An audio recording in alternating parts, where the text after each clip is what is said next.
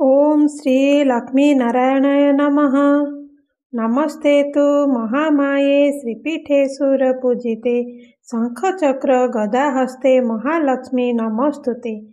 जय जगन्नाथ दर्शक बंधु, एवं चली मार्गशीर मास, जहाकू मासान श्रेष्ठ मार्गशीर बोली कहुए।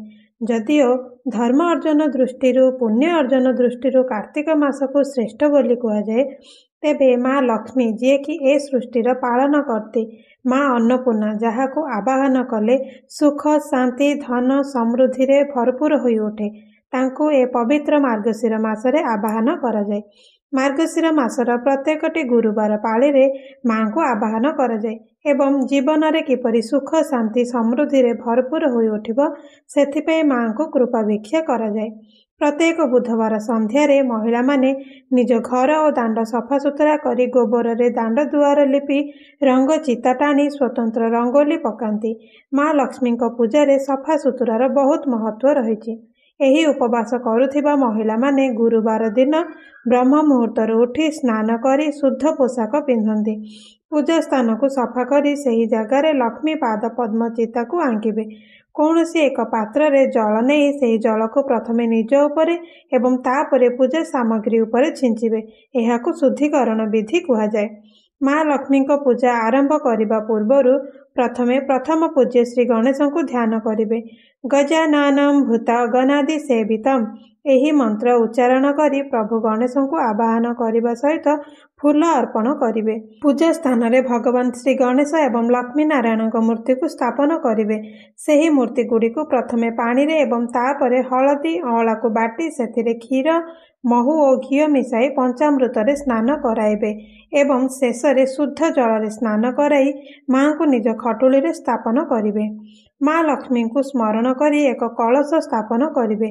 सेथि मध्यरे जल गंगा जल सुपारी दुर्बा चाउल और मुद्रा रखी ताहाकू आंब पत्र किंबा बेलपत्र रे सजाइबे।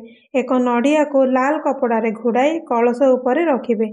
कलश रे स्वस्तिक चित्र अंकन करी सेही कलश को माँ लक्ष्मी को मूर्ति आगरे रखिदेवे। लक्ष्मी नारायण को मूर्ति को लाल गोलापी किंबा हलदिया रंगर पोशाक पिंधाइबे एवं आपणक इच्छा अनुसार माँ को अलंकार मध्य पिंधाई पारिबे।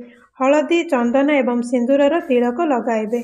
माँ लक्ष्मी को पद्म फूल अत्यंत प्रिय। जदि आपणक आखपाखरे पद्म फूल मिलुछि ताहाले माँ को पद्म फूल अर्पण करिवे। जदि भी पद्म फूल पाई पारुनाहांती ताहाले गोलाप गेंडु फूल अपराजिता टगर एवं अन्यान्य सुगंधित फूल अर्पण करिपारिबे।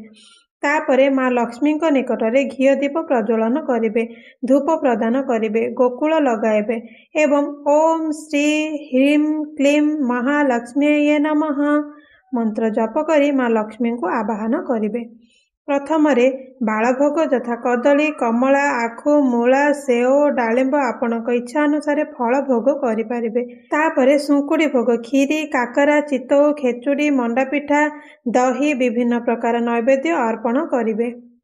भोग अर्पण करिबा परे माँ लक्ष्मी का आरती करिवे एवं पूजा शेष क्षीर रे चाउल दुब फूल पकाई माँ को दू चाउल देवे एवं पूजा समय रे कौनसी भूल हो जाइथिबो सेथिपई माँ को क्षमा मागिबे एवं सुख समृद्धि और कल्याण पाई माँ को प्रार्थना करिवे। पूजा पर माँ को प्रसाद परिवार सदस्य और निजे बांटिन खाइबो। एहा थिला माँ लक्ष्मी को गुरुवार पूजार किछिटा विवरणी। रहुछि दर्शक बंधु। जय लक्ष्मी माता की जय।